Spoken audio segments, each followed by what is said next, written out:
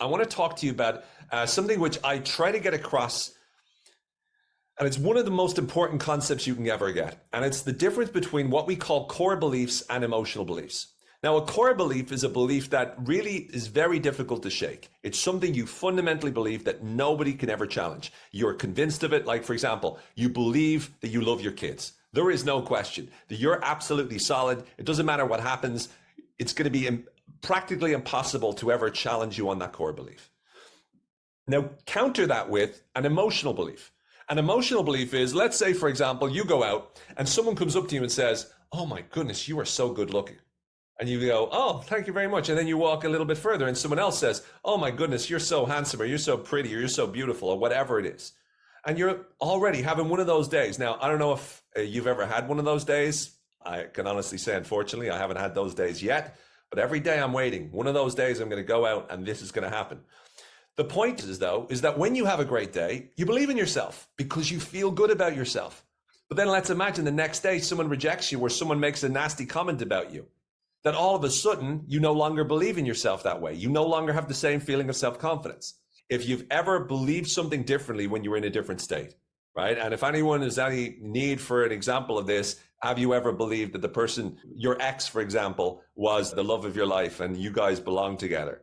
And then all of a sudden, when the feelings changed, when there was no longer the same feeling, all of a sudden, let's just say that belief changed, right? To want a better expression. So given that, how do we tell the difference between, how do we take an emotional belief, a positive emotional belief that we want to have, and how do we make it a core belief? That's the question. And I want to walk you through a process which I've found insanely useful. This is an area that I'm very passionate about. I've been spending a lot of time on beliefs. I'm currently working on a book all about belief. And so this is something that I've been getting into, the neuroscience of exactly why do we believe what we believe. And so some of the highlights, some of the most useful techniques I'm going to share on how we create core beliefs in ourselves as opposed to emotional beliefs. One of the things I also said on my TEDx talk is when you're depressed, you don't think negatively. When you're depressed, you believe negatively. And that's similar to the core and emotional beliefs. It's that when you're depressed, it's not that you are thinking negative thoughts, it's you're convinced of them. And that's because they are emotional beliefs. So an emotional belief is still a belief. You're convinced of it, but you're convinced of it because of the emotional state you're in. And what we want is we want to cultivate beliefs that are stronger than that. So how do we do this? Well, first of all, one of the questions to ask yourself is, what do you believe in? Like, what are those core beliefs? We all believe in gravity. We know gravity works. We don't question gravity. If you're having a bad day, if you don't get the sale, for example, or if your business is struggling, or if something happens or you get an argument with your partner, you don't turn around and go, well, gravity doesn't exist. Now my belief in gravity is shaken up, right? We don't go into that situation where we immediately assume that necessarily it's not something that matters. We know gravity exists no matter what. We know that we're ultimately speaking going to die, right? No one turns around and goes, well, maybe death won't happen. We know it's going to happen. And we also know who we love. And I'm not saying these are the only ones, but we have these examples of you believe you love this person. You believe this person loves you. These are the things that we're absolutely convinced over. And so what I want to do is offer you, how do we do that? How do we get ourselves to believe in ourselves like we believe in gravity? Like we believe in loving our son, like we believe that the earth is round, like we believe in all of these great ideas that you came up with. That's the ultimate question. And so one of the ways to be able to look at the answer to this is what I call belief investment. And so let me just walk you through how this works so that you're very, very clear over the mechanics of this. So first of all, belief investment is the idea that we can invest belief in ourselves. We can invest belief in an idea. We can invest belief in a person, in a leader, in something that will change our life. We invest belief by deciding what we're going to believe in. And so the way we do this is that we decide to invest belief, as I mentioned earlier, not just in our abilities right now, but we believe in our potential. We invest belief on our potential. So what this means practically is you decide from here on in, I'm going to choose to believe in my potential to do whatever I set my mind to. I'm going to choose to believe in my ability to overcome the adversity that I face. I'm going to choose to invest my belief in believing that everything's going to work out.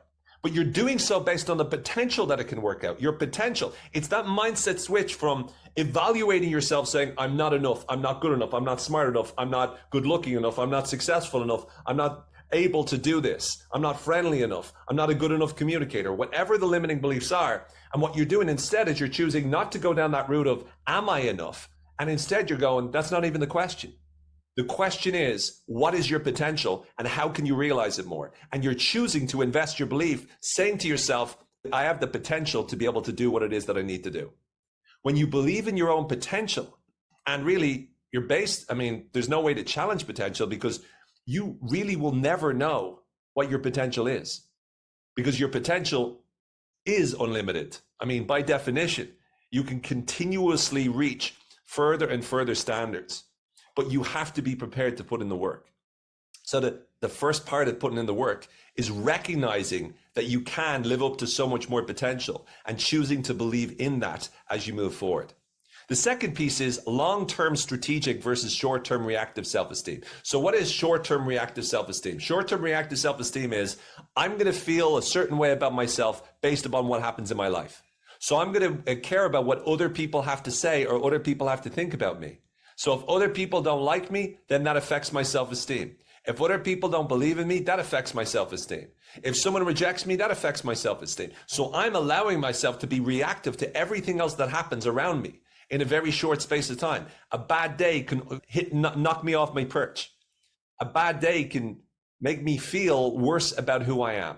And that's short-term reactive self-esteem. What we're talking about instead is whenever you ask yourself about yourself, you're thinking about it from a long-term strategic perspective. You're imagining yourself in the future and you're saying, I can do this. And you're seeing the roadmap of yourself doing exactly what it is that you want to be able to do. You're seeing yourself living out your potential. You're seeing yourself overcoming the obstacles. You see yourself getting over the hurdles. You see yourself conquering the dragons that you face in your life and achieving it. And this isn't just like, oh, visualization.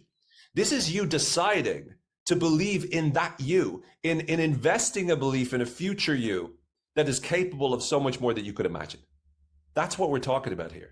We're talking about you making the choice to invest your belief and say to yourself, I'm going to choose to be imagining this version of me, and I'm going to do whatever it takes to become that version. And when you do that, when you start thinking in this strategic long-term perspective, everything changes, because then any adversity you face doesn't really knock you off your perch anymore. And if you then add to that open to learning mindset, which is like an equivalent of saying sort of like a growth mindset, but it's like whatever happens, you're learning, whatever happens, you're growing, whatever happens, you're developing. Any bad event is actually just serving you.